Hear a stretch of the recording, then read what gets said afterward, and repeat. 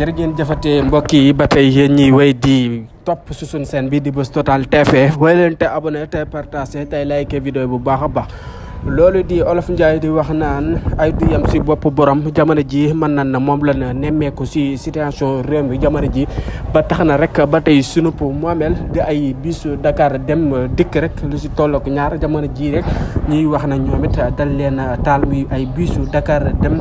dikk ba tey rek ay du yem si bopp borom ab borom taximaan bu yoonam nekkul si mbir mi muy daan dooleem di wër li nga xamante ne si moo di ay clientam moom it salan toje li nga xamante ne si moo di ab pare-brisam mu doon lu métti lool nekk jamono ji situation réew mi jamono ji si biir Ndakaaru daal mu doon mbir mu fi métti lool nag loolu nag ñuy wax rek yàlla na fi yam ak lan moo waral lu mel nii ndax jamono jun ko nemmi ko rek dana gis ne ay oto yu si yàqu ay oto yuñ si taal yu bëree bëri ay bis Dakar dem dëkk ak ñeneen ñu xam ne seen yoon nekkul si mbir mi seen oto di sa lakkaale wala mu say yàqu ba tax na jamono ji daal